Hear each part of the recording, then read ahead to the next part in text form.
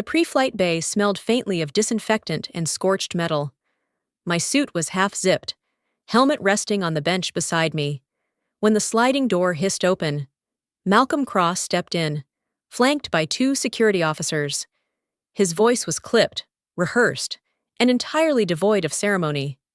"Winscott, you're relieved of duty. Effective immediately. Hand over your badge." For a moment, the words didn't register. The hum of the air recyclers, the rhythmic click of a tech checking a monitor, all of it went flat. Around us, a half-dozen engineers froze, their eyes darting between us like spectators at an accident they couldn't stop. I'd spent 8 years as the primary licensed orbital pilot for the Vesta program, 8 years guiding $2 billion payloads into orbit without a single deviation. My record wasn't just clean, it was the standard they trained rookies against. Every launch, I'd been there from the first systems check to the final ignition.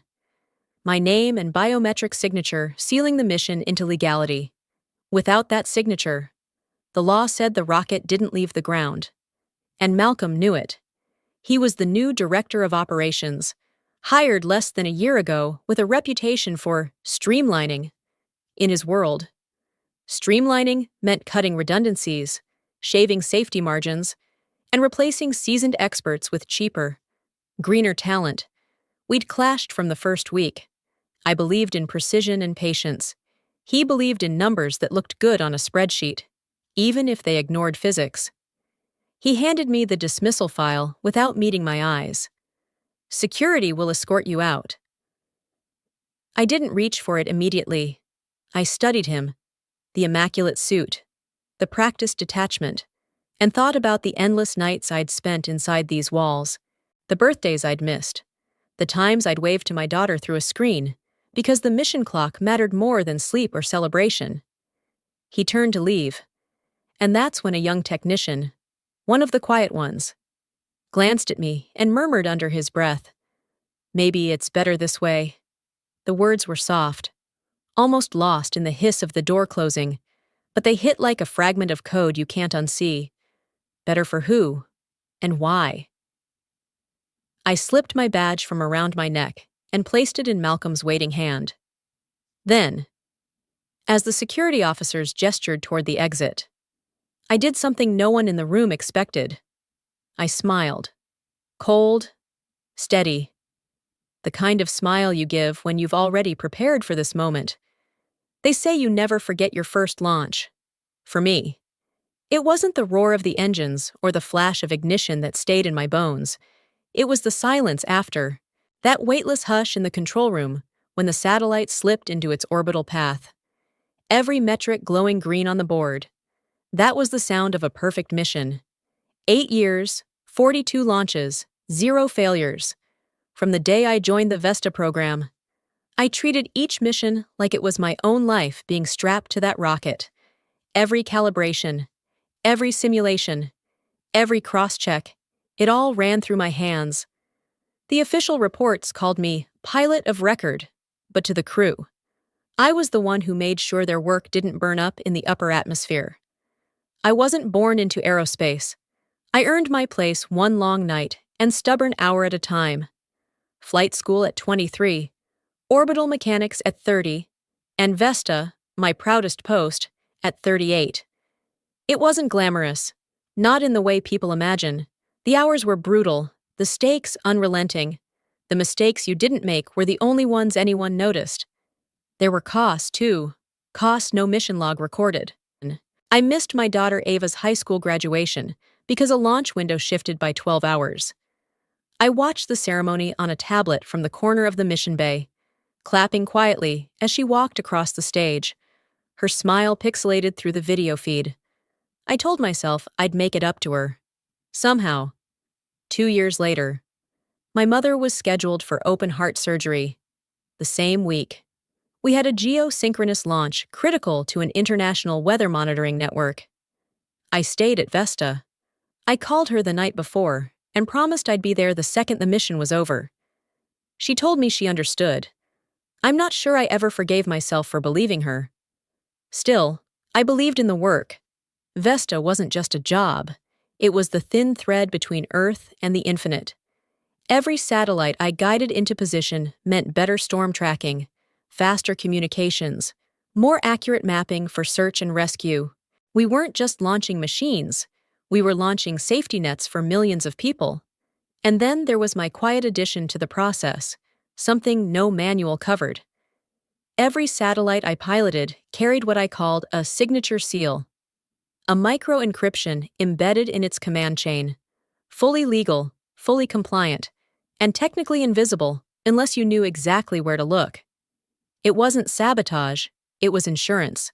If a command came from an unverified source, the seal would trigger a verification loop only I could complete.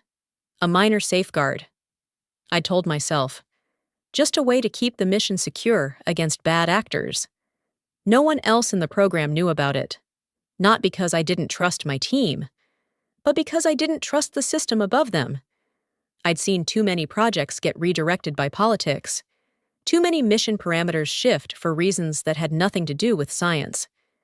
The seal was my way of making sure that when my name was on the launch, my standards flew with it. Malcolm Cross never knew. And he never would, at least. Not until the moment he realized why his substitute pilot couldn't get the systems to acknowledge their clearance. It's strange, thinking back now, how the pride and the bitterness are tangled so tightly together. I'm proud of every orbit I've set, every flawless telemetry readout, every photograph of Earth taken by a satellite I helped send there. But that pride comes with the knowledge of what I gave up to keep those records perfect. And here's the thing. When you've given so much, you expect at least a measure of respect in return. You expect that when you're told to step aside, it's for something greater than ego or personal gain. You expect that the person replacing you values the sky the same way you do. With Malcolm, none of that was true. Standing in the bay that morning, with my badge still warm from the lanyard around my neck, I thought about those 8 years in the sky. I thought about the satellites quietly humming in orbit, each one carrying a little piece of me, a little piece of my belief in doing things the right way. And I thought about how easily a man like him could undo it all, if I let him. Malcolm Cross didn't arrive at Vesta with a resume of flight hours or mission saves. He arrived with graphs, ratios, and a reputation for getting results. The board called him an efficiency specialist, the kind of corporate title that sounds harmless until you realize it means trimming fat until you hit bone. From day one, I felt the dissonance. Aerospace isn't a production line you can speed up by skipping steps. We deal in unforgiving physics. Skip the wrong step here. And you're not missing a quota, you're picking debris out of the ocean. But Malcolm's eyes never lit up at a successful systems check or a clean telemetry feed. They lit up at budget slides and performance bonuses. He made an art form of rearranging the mission calendar to shave costs. Cut the second round of thermal tests. Redundant. Reduce the crew's pre-launch sleep cycle. Time saved is money earned. Swap a senior flight engineer for 2 junior hires. More hands for less pay. On paper, the numbers improved. In reality, the risk factor multiplied. At first, I kept my head down. Let him play in his spreadsheets while I handled the launches. But then, I started to notice the subtle bleed into my domain. Questions about whether my simulations really needed that many iterations. Suggestions to trust the automation more and manual control less. It wasn't just irritating, it was dangerous. The contempt came naturally. He wasn't one of us. He didn't know what it meant to hold a launch in your hands, to feel every second of a countdown thrum against your pulse. He'd never sat through a 3 a.m. systems alert or spent 12 straight hours troubleshooting a sensor because the weather window was closing. He measured value in dollars saved, not lives or missions preserved. Still, I was careful. Men like Malcolm thrived on finding dissent and cutting it out like a tumor. And he had friends in high places. People who'd never set foot on a launch pad but liked the way his reports looked. I couldn't afford open war. Not yet. Then came the meeting. I wasn't supposed to be there. It was a closed-door strategy session between Malcolm, the mission planners, and a few stakeholders dialing in remotely. But the conference room's audio feed was accidentally patched into the wrong channel. I was in the simulator bay when the voices came through my headset. Muffled but clear enough. A man on the line asked about the real objective for the upcoming launch. Malcolm's voice followed. Lower, deliberate. This mission is more strategic than scientific. So, strategic. The word landed like a lead weight. It was the kind of term that didn't belong in a weather mapping program. It meant purpose beyond the public explanation. And I'd been in the field long enough to know what that implied. I sat there in the simulator, eyes fixed on the mock control panel, while the rest of the conversation blurred into static in my head. Later that day, I found myself in the break room with Ansel Rojas, one of our longest-serving payload engineers. He had the kind of institutional memory you couldn't put in a database, and he didn't waste words. As we passed each other by the coffee machine, he said quietly, "You know he's done this before, right?" I looked at him. Done what? Gotten pulled off a satellite project. Officially, it was budget mismanagement. Unofficially, security concerns. Big ones. I frowned. Where? Ansel gave a half shrug, half glance toward the hallway cameras.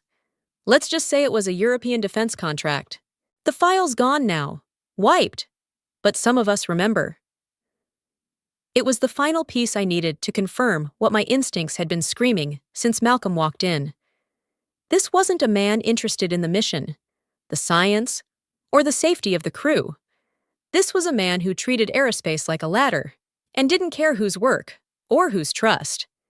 He stepped on to climb it. From that point forward, I watched him the way you watch a storm system forming on the radar, distant enough not to hit yet, but building, always building, and in the pit of my stomach. I knew, when it broke, the fallout wouldn't just be numbers on a budget line. Malcolm Cross didn't arrive at Vesta with a resume of flight hours or mission saves. He arrived with graphs, ratios, and a reputation for getting results. The board called him an efficiency specialist, the kind of corporate title that sounds harmless until you realize it means trimming fat until you hit bone. From day one, I felt the dissonance. Aerospace isn't a production line you can speed up by skipping steps. We deal in unforgiving physics. Skip the wrong step here, and you're not missing a quota, you're picking debris out of the ocean. But Malcolm's eyes never lit up at a successful systems check or a clean telemetry feed. They lit up at budget slides and performance bonuses. He made an art form of rearranging the mission calendar to shave costs. Cut the second round of thermal tests. Redundant. Reduce the crew's pre-launch sleep cycle. Time saved is money earned. Swap a senior flight engineer for 2 junior hires. More hands for less pay. On paper, the numbers improved. In reality, the risk factor multiplied. At first, I kept my head down, let him play in his spreadsheets while I handled the launches. But then I started to notice the subtle bleed into my domain. Questions about whether my simulations really needed that many iterations. Suggestions to trust the automation more and manual control less. It wasn't just irritating, it was dangerous. The contempt came naturally. He wasn't one of us. He didn't know what it meant to hold a launch in your hands, to feel every second of a countdown thrum against your pulse. He'd never sat through a 3 a.m. systems alert or spent 12 straight hours troubleshooting a sensor because the weather window was closing. He measured value in dollars saved, not lives or missions preserved. Still, I was careful. Men like Malcolm thrived on finding dissent and cutting it out like a tumor. And he had friends in high places, people who'd never set foot on a launch pad, but liked the way his reports looked. I couldn't afford open war. Not yet. Then came the meeting. I wasn't supposed to be there. It was a closed-door strategy session between Malcolm, the mission planners, and a few stakeholders dialing in remotely. But the conference room's audio feed was accidentally patched into the wrong channel. I was in the simulator bay when the voices came through my headset, muffled but clear enough. A man on the line asked about the real objective for the upcoming launch. Malcolm's voice followed. Lower, deliberate. This mission is more strategic than scientific. Strategic. The word landed like a lead weight. It was the kind of term that didn't belong in a weather mapping program. It meant purpose beyond the public explanation. And I'd been in the field long enough to know what that implied. I sat there in the simulator, eyes fixed on the mock control panel, while the rest of the conversation blurred into static in my head. Later that day, I found myself in the break room with Ansel Rojas, one of our longest-serving payload engineers. He had the kind of institutional memory you couldn't put in a database, and he didn't waste words. As we passed each other by the coffee machine, he said quietly, "You know he's done this before, right?" I looked at him. Done what? Gotten pulled off a satellite project. Officially, it was budget mismanagement. Unofficially, security concerns. Big ones. I frowned. Where? Ansel gave a half shrug, half glance toward the hallway cameras. Let's just say it was a European defense contract. The file's gone now, wiped. But some of us remember. It was the final piece I needed to confirm what my instincts had been screaming since Malcolm walked in.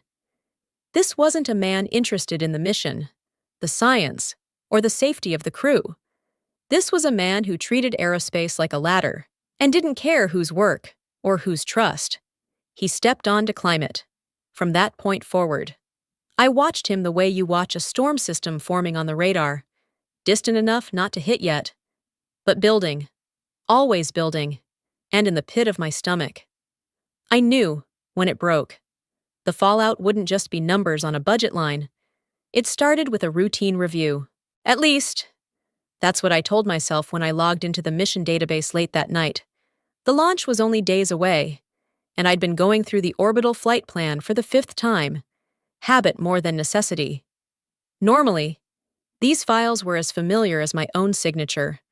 I'd seen hundreds of them, predictable arcs, clean alignment with declared objectives, nothing that didn't belong, but this one was different. At first, it was subtle, a few numbers in the trajectory table that didn't match the typical path for a weather mapping satellite. Our stated mission called for a low-inclination orbit to capture consistent cloud pattern data. Instead, the flight plan had adjustments for a higher inclination, sweeping across regions that had nothing to do with meteorology. I zoomed in, running the parameters against a simulation.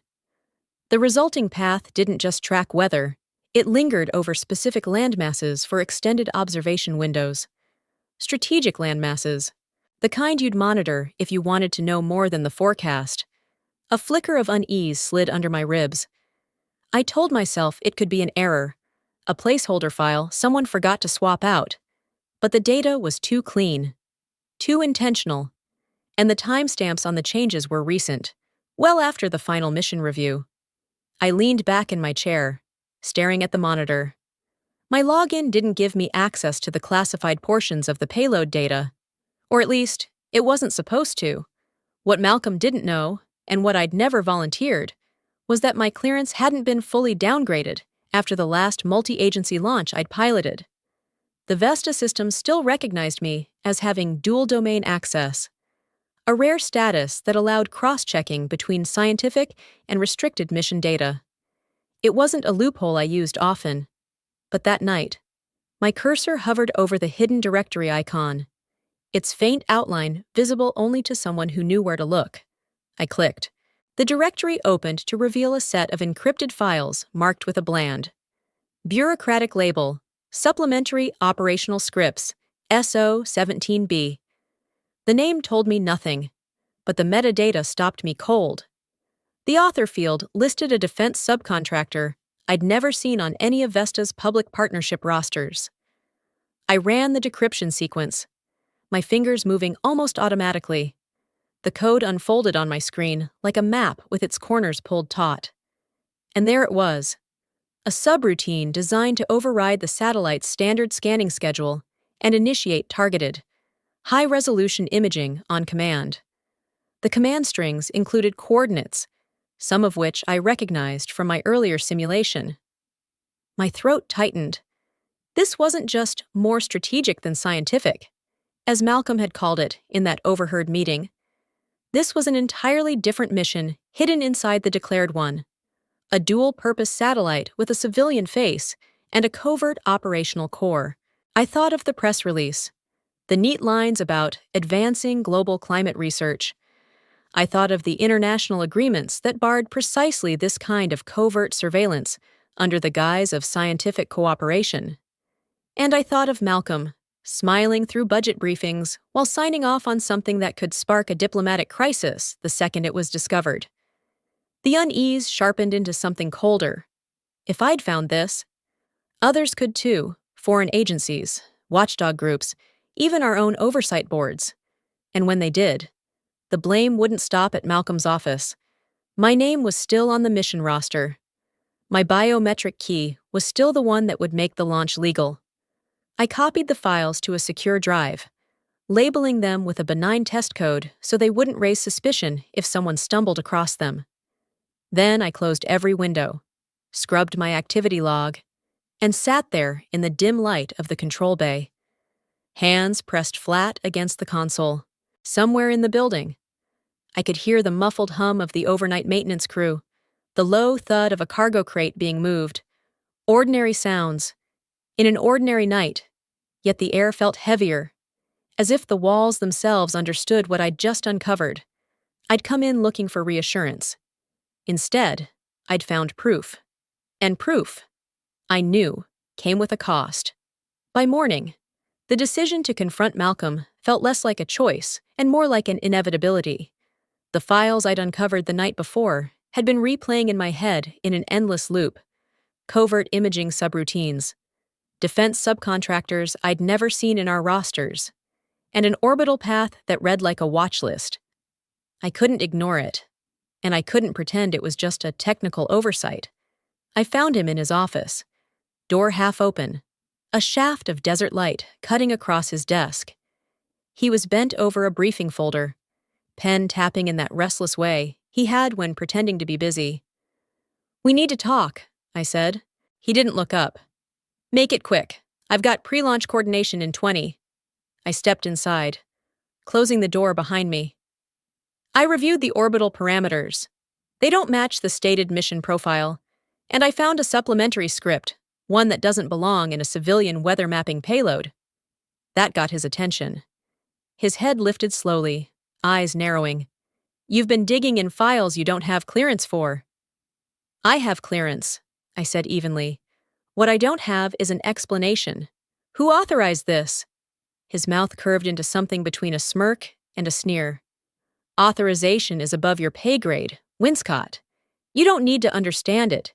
You just need to sign off and fly the bird." The words hit harder than I expected. Sign off and fly.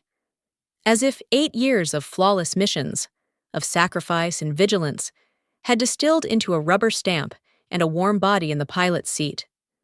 My pulse was climbing, but I kept my voice steady. "This isn't what we told our international partners. It isn't what the contracts say. If you launch this as is, you're risking more than your quarterly metrics." His eyes glinted with something cold. "You worry too much.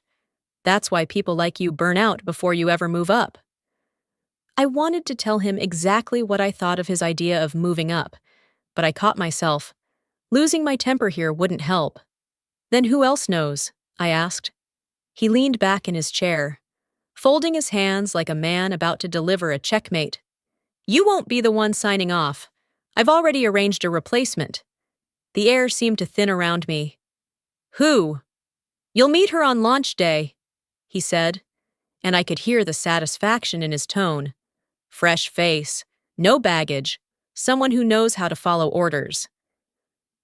The way he said it, fresh face, told me exactly what kind of hire this was. Political, pliable, and utterly untested. I took a slow breath. Is she certified for orbital command?" His smile twitched. "She has the right attitude." That was all I needed to hear. A pilot without a valid orbital command certification wasn't just a risk. It was a violation of every safety and legal protocol we operated under. And Malcolm knew it. He was betting no one would look closely enough before the launch window closed. Inside. The anger flared, sharp, hot, and immediate. But I held it where it was, letting it harden into something more useful. Losing control would give him exactly what he wanted, a reason to label me insubordinate, volatile, not a team player. I let the silence stretch until I could feel his impatience. "If you're replacing me," I said finally, "then you'd better hope she can do more than follow orders. Because up there, orders don't save you, skill does." He gave a short laugh, dismissive. "The launch will go ahead as planned. You can either make this easy, or you can be out the door before you can clear your desk." I didn't answer. Not then. I turned, opened the door, and stepped back into the corridor, the hum of the ventilation masking the steady drum of my heartbeat. I had my answer, and I knew exactly how dangerous it was. If Malcolm thought I was going to sit quietly until he swapped me out, he didn't know me at all. I'd been in aerospace long enough to learn that sometimes the only way to protect a mission was to protect it from the people running it. And if that meant using my last scheduled simulation as a shield, so be it. The simulation bay was quiet when I arrived.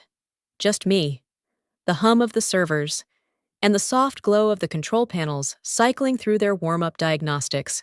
On the surface, it was a standard final run, one last chance to ensure the rocket systems and the satellite's command structure were clean before launch day. But I had other plans. Sliding into the pilot's chair, I keyed in my authentication sequence. The system recognized me instantly. Ilara Winscott, pilot of record, Class 1 orbital license. That designation carried more weight than most people realized. It wasn't just a title, it was the legal anchor for the entire launch, without the standardized pilot certification key tied to that designation. The ignition sequence wasn't valid under federal or international law. Normally, the key was a formality, a final checkmark in a long chain of approvals. Today, it was going to be my failsafe. I navigated to the system's control menu, bypassing the usual automated prompts. My hands moved with the muscle memory of 100 pre-launch rehearsals. But this time, each keystroke carried a deliberate edge. I recoded the ignition verification script so that every lawful start command, no matter who initiated it, would route through my personal certification key. If my signature wasn't there, the sequence would stall. No alarms, no dramatic shutdown. Just nothing. The beauty of it was that it was perfectly legal. The regulations already required a licensed pilot's confirmation for manned or high-risk unmanned launches. All I was doing was ensuring that the confirmation had to come from the pilot of record, me. It was the kind of change that looked like a compliance measure to anyone not reading between the lines. Still, I wasn't taking chances. I opened the mission files and navigated to the supplementary data I'd uncovered, the same covert subroutines Malcolm wanted to keep buried. I packaged them with the orbital parameters and engineering logs into a single compressed file. Then I gave it the most boring name I could think of: Thermal Stress Report, Rev C. From there, I initiated a secure transfer to my personal offsite server. It was the same storage I'd used for years to back up training modules and research papers, completely ordinary in the system's eyes. The progress bar inched forward, each percentage point a small victory. When it finished, I scrubbed the activity logs until nothing pointed back to me. Not that anyone would be looking, on paper. This was just another pilot running her last sim before launch. I sat back in the chair, letting the simulated countdown play through on the screens. The numbers ticked down, the ignition commands triggered, and, right on cue, the system paused to request my certification key.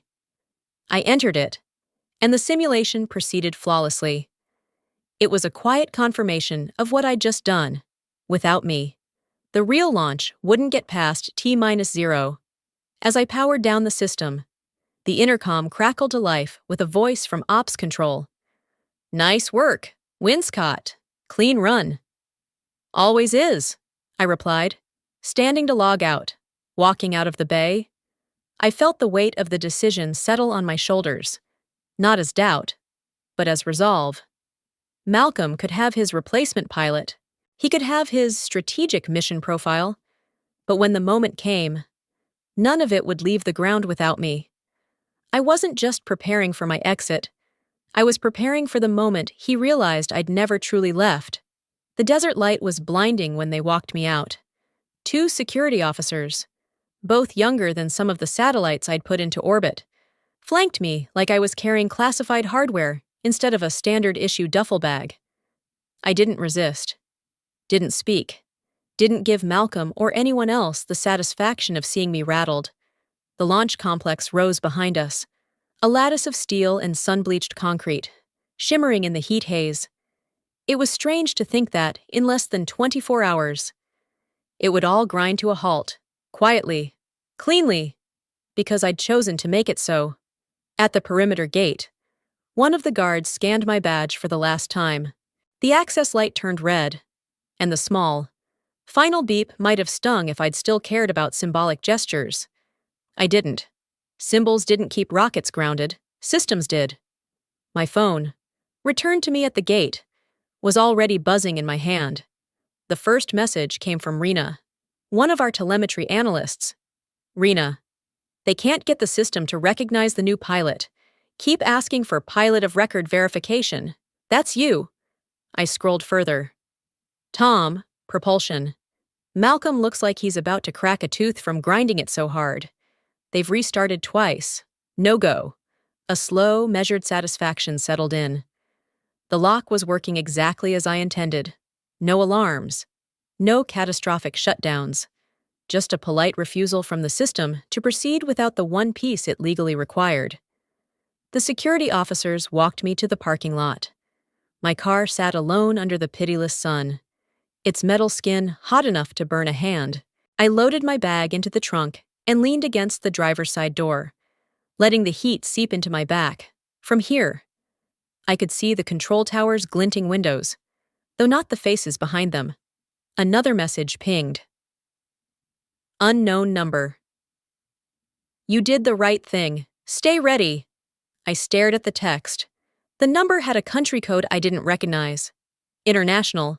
Far outside our usual network. I didn't have the contact saved. But the tone was unmistakable.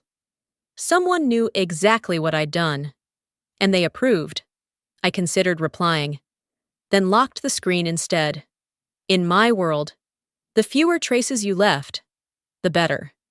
Sliding into the driver's seat, I turned the engine over and let the air conditioning sputter to life. The lot was empty now, the guards already walking back to their posts. I eased the car toward the highway, the launch complex shrinking in my rearview mirror until it was nothing but a shimmer against the desert, on the open road. My phone kept lighting up. Rena again. Tom again. Even a terse update from Ansel. Ansel. 3 hours until they lose the launch window. You know what that means. Oh. I knew. Every minute they failed to bypass the certification key pushed them closer to missing the precise orbital alignment required for the mission profile. Miss that, and they'd either have to spend millions recalculating fuel loads for a different trajectory, or delay for months until the next suitable window. Neither option would look good on Malcolm's efficiency reports. I kept my eyes on the asphalt ahead, letting the messages pile up. The temptation to gloat was there. But that wasn't why I'd done this. This wasn't about petty revenge. It was about control. Control over the mission, control over my work, and, for the first time in months, control over how this ended. The desert rolled out in waves of ochre and gold, broken only by the jagged lines of distant mountains. Somewhere out there, I knew, people far above Malcolm's pay grade were starting to ask questions about why the Vesta program's showcase launch was sitting idle on the pad. By the time I reached the edge of the nearest town, the buzzing had stopped. I parked outside a small diner, the kind that hadn't changed its menu in 40 years, and sat for a moment with the engine off. My reflection stared back at me from the rear view, calm, steady, and utterly unshaken. They could walk me out. They could revoke my badge. But as long as the system needed me to move, I wasn't gone. Not really. And the next move? That was mine to decide. By the time I finished my coffee in the diner, the scale of it had settled in my mind. 36 hours. That was all Malcolm had before the launch window closed, and the mission, his mission, would be forced into delay. 36 hours in aerospace was both nothing and everything. Nothing if you wasted it. Everything if you knew how to use it. And I knew exactly how. I slid into a corner booth, back to the wall, and pulled my laptop from my duffel. The Wi-Fi here was slow, but I didn't need speed. I needed discretion. My connection route was already set, a layered chain of proxies that would make my location look like it was hopping continents every few seconds. My target was the International Orbital Oversight Committee. The IOC wasn't a household name, but in my line of work, it was the last line of accountability, a body tasked with ensuring that orbital assets operated within the bounds of international law. Most people sent them reports about minor regulatory breaches, power disputes over frequencies, or complaints about orbital debris. I was about to send them proof of a covert surveillance mission hidden inside a civilian program. I composed the message carefully.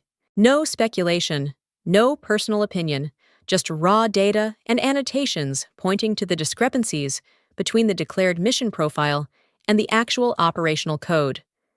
The payload's covert subroutines, the unauthorized defense subcontractor, the orbital path targeting strategic landmasses.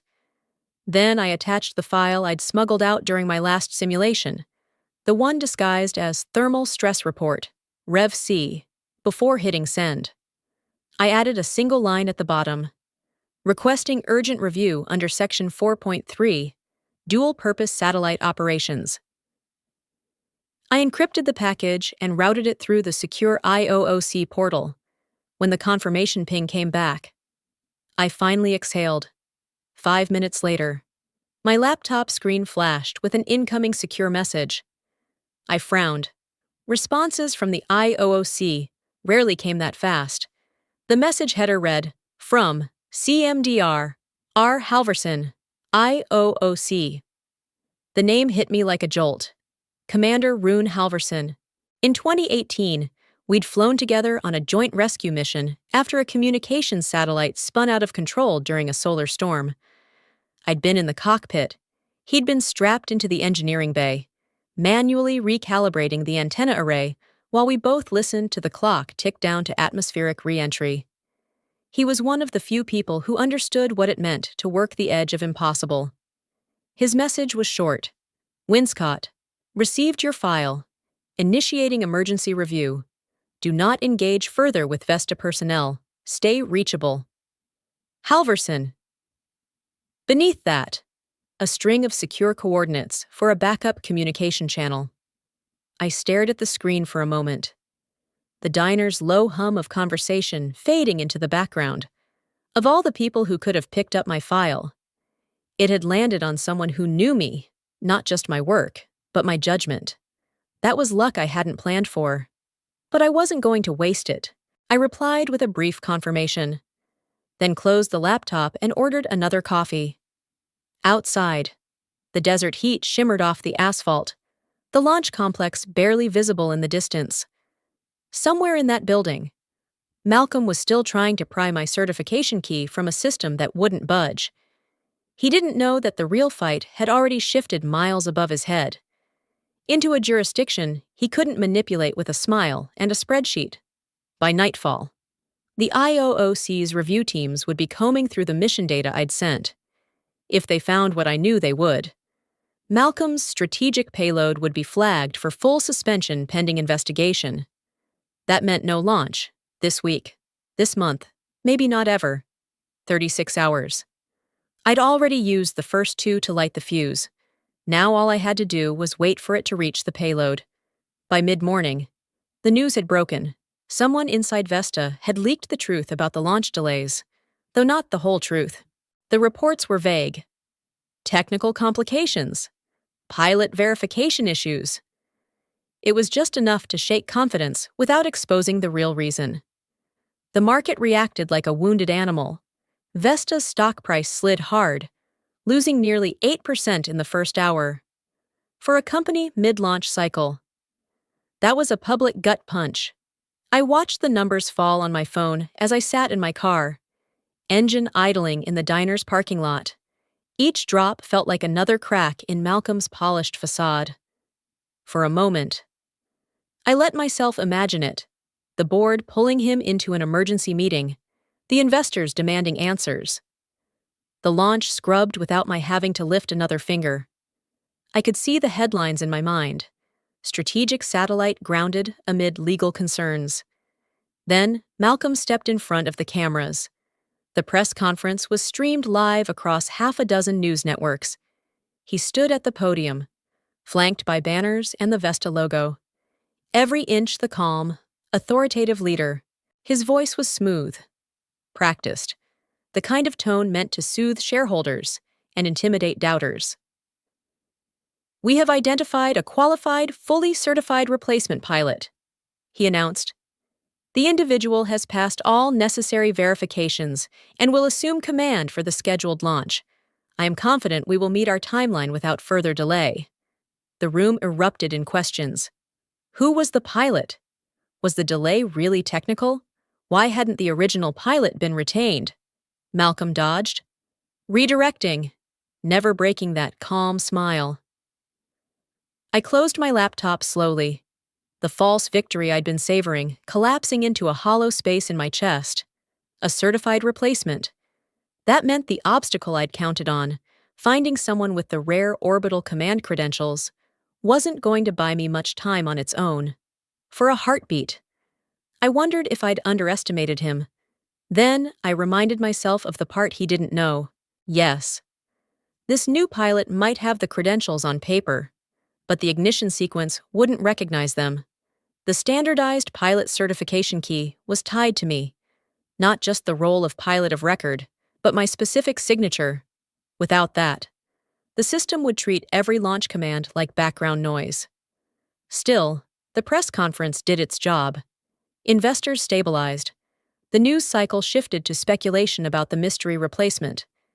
Analysts debating whether this was a smooth recovery or a sign of deeper trouble. The sense of inevitability that had been building all morning slipped away like sand through a sieve. Rena texted me an hour later. "Rena, you see the feed? He's strutting like it's launch day already." Me. "Let him!" The system still says no, even as I sent it. I felt the faint prickle of unease. It was one thing to build a lock. It was another to trust that no one on Malcolm's side could find the key. My code was subtle, buried in compliance logic, but compliance teams had their own kind of sharp-eyed engineers. I didn't like counting on ignorance. By late afternoon, the chatter online had shifted again, less about the delay, more about the remarkable turnaround in securing a new pilot. Watching it felt like listening to someone describe a storm that had already passed, while you knew the wall of clouds was still waiting beyond the horizon. The truth was, I wasn't worried about whether Malcolm could put a pilot in the seat. I was worried about how close he might get to discovering why that seat wouldn't matter. Hope had been a nice indulgence. Now it was gone. The first sign that things had shifted came just after sunrise. An unmarked black sedan pulling up to the Vesta security checkpoint, followed by two more. They weren't reporters. They were the kind of visitors you didn't announce in a press release. Federal and international regulators in suits that looked too warm for the desert. By mid-morning, the convoy had grown. White vans with agency seals parked alongside the launch complex service entrance. The International Orbital Oversight Committee's insignia gleamed on one of them. The rest bore the logos of the Federal Aerospace Administration and the United Nations Space Compliance Bureau. Inside the complex, Malcolm's polished calm began to crack. I knew because Rena was feeding me live updates via text. "Rena, they're here, full badges, full authority, asking for mission files." "Rena." Malcolm tried to say they were already submitted. They told him they want the originals. The IOOC didn't ask for things. They demanded them. And their authority was recognized across every partner nation in Vesta's mission. If they were on site, it meant they had reason to believe the launch violated operational agreements. Within an hour, the team ordered the launch pad sealed. No one in or out without their clearance. The rocket, gleaming under the morning sun, sat in silent arrest while technicians stood around in nervous clusters. Rena's next message came with a photo. Malcolm in the control bay, face taut, tie loosened, standing stiffly as an investigator pointed at a monitor. Rena, they're mirroring the system logs, everything. I pictured it.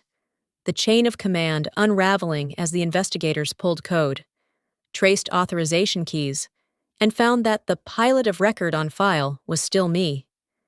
That was the flaw in Malcolm's grand recovery plan. He'd never legally updated the roster because he'd been so certain he could replace me without tripping the system. The unraveling came faster than I expected. Rena called this time, her voice low.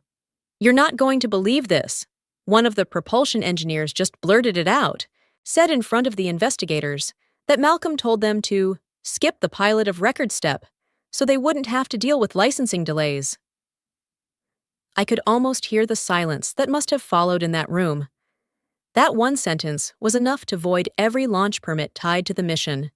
In regulatory terms, it was like confessing you'd built an airliner without certifying the pilot. By noon, the investigators had seized every workstation connected to the mission network. External drives were cataloged. Phones were collected. The pad remained sealed. The ignition systems disabled at the hardware level. The official term was operational suspension pending review. But everyone inside Vesta knew what it really meant. The launch was dead for now. I imagined Malcolm pacing behind a closed conference room door, rehearsing explanations that would sound less like negligence and more like necessity. But there was no version of "I skipped a legal step" that could survive the IOOC's paperwork. The stock price dipped another 4% before the market even closed. Analysts began speculating about leadership changes, citing operational integrity concerns. In the world of aerospace, that was polite code for the captain's about to go overboard. I didn't celebrate, not yet. 36 hours still weren't up, and Malcolm wasn't the kind of man to go down without clawing at every possible handhold. But now, for the first time since he'd walked me out under the desert sun, the clock was working against him, not me, and from where I was sitting, far enough away to watch without getting pulled in. It looked like the pressure was just beginning to crush him. It happened faster than I thought it would. 2 days earlier, Malcolm had been standing in front of cameras, smiling like a man untouchable. Now, he was the headline, just not in the way he'd planned. The first article hit the aerospace trade journals at dawn. Vesta director steps down amid regulatory investigation. The language was cautious at first. Pending review. Leadership transition, but by mid-morning, the tone sharpened. Larger outlets had picked up the story, and the details were spilling out. The International Orbital Oversight Committee had found material discrepancies between the satellite's declared mission and its embedded operational code. The Federal Aerospace Administration confirmed that the pilot of record protocol had been bypassed entirely. And then came the real blow: leaked excerpts from the subroutines I'd handed over. Stripped of classification tags, but clear enough for any layperson to see what they were. Targeted imaging commands over regions no weather satellite had any business watching. The phrase dual-purpose platform started appearing in every headline. In the aerospace community, that was code for covert surveillance, and in the court of public opinion, it was the same as saying they lied. By noon, Vesta's board announced Malcolm's resignation effective immediately. The statement didn't thank him for his service. It didn't list his achievements. It was 3 sentences of damage control, followed by an assurance that the program would undergo a full compliance audit before any further launch activity. I was parked outside a small library when the news alert lit up my phone. For a moment, I just watched the words scroll across the screen. No adrenaline, no triumphant rush, just the quiet confirmation of something I'd known was inevitable once the right people saw the truth. An email notification popped up next. The sender's name stopped me. From Malcolm Cross. Subject: Body. You set me up. That was it. No greeting, no explanation, no plea, just 4 words. As blunt as they were wrong, I didn't need to set him up. He'd built his own trap. I'd just made sure the lights were on when he walked into it. I hovered over the delete button for a moment, considering whether to keep it as a souvenir. Then I pressed it. The next time I looked at my phone, the newsfeed was still updating in real time. One outlet had just posted a photo of the launch pad. Empty. The rocket rolled back into its hangar. The caption read, "Launch indefinitely postponed." That was the real ending for Malcolm. Not the resignation, not the headlines. This, the mission he'd built his career on, the one he'd bent rules and risked reputations to push through, wasn't going anywhere. I closed the phone and sat back, watching sunlight spill across the library's glass facade. Around me, the world went on. Cars idling at a stoplight, a kid riding past on a bike, someone laughing into a phone. None of them knew what had just been stopped before it could start. And that was fine. I didn't need applause. I didn't need anyone to know my name or what I'd done. The launch was grounded. The oversight was coming. And the people who mattered, the ones with the authority to keep it that way, had the evidence they needed. In the silence of my car, I allowed myself the smallest of smiles. Not the cold, calculating one I'd given Malcolm in the pre-flight bay, but something quieter, lighter. Satisfaction without spectacle. Malcolm was gone. The satellite was grounded. And I still had 36 hours left on the clock. The offer from Vesta came the day after Malcolm's resignation. It was dressed up in polite language. Valued expertise. Opportunity for reconciliation. Continued leadership in future missions. But at its core, it was desperation. They wanted me back. Not because they'd suddenly remembered my worth, but because they needed someone to put their broken credibility back together. I read the email twice, then deleted it without replying. A week earlier, I might have considered it. But now, with the truth exposed and the launch frozen indefinitely, I saw Vesta for what it had become, a machine that valued results over ethics, optics over safety.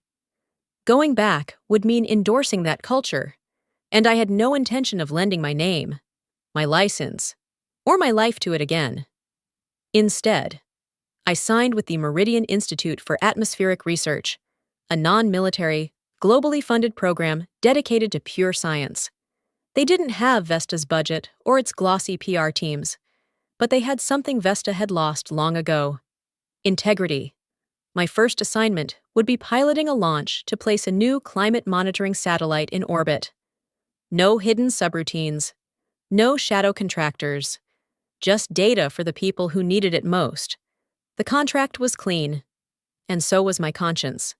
2 days before my start date, I got a call from Commander Rune Halverson at the IOOC, the same man who'd picked up my file and started the investigation. His voice was steady, but there was a weight behind it. "You should know something."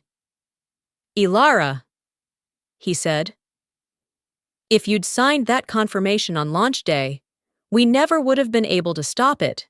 Your signature would have locked the mission into operational status under international agreements.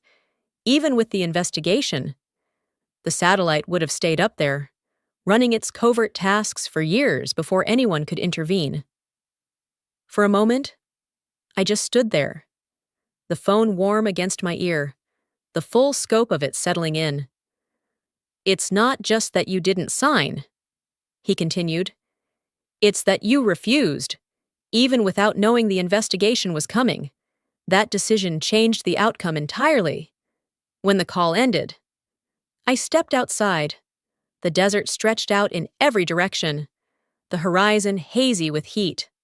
Above me, the sky was a hard, brilliant blue, unbroken except for a single vapor trail far to the west.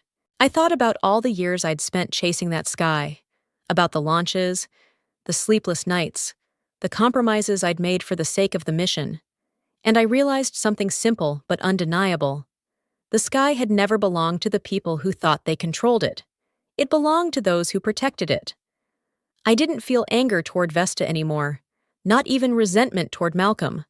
What I felt was distance, freedom, the kind of space you can only create by stepping away from something that once defined you and choosing your own horizon. When I turned to go back inside, I caught my reflection in the glass door. No badge around my neck, no corporate logo on my sleeve. Just me, pilot, scientist, and finally, no one's pawn, the sky without chains. And if my story proves anything, it's this. Sometimes the most powerful launch isn't the one that breaks through the atmosphere. It's the one that breaks you free. If you believe in protecting what matters, if you think truth still has a place in the workplace and in the world, I'd like to hear from you. Share your thoughts in the comments. Like this video if you connected with my journey. And subscribe so we can keep telling the stories they'd rather keep grounded, because some launches are worth stopping.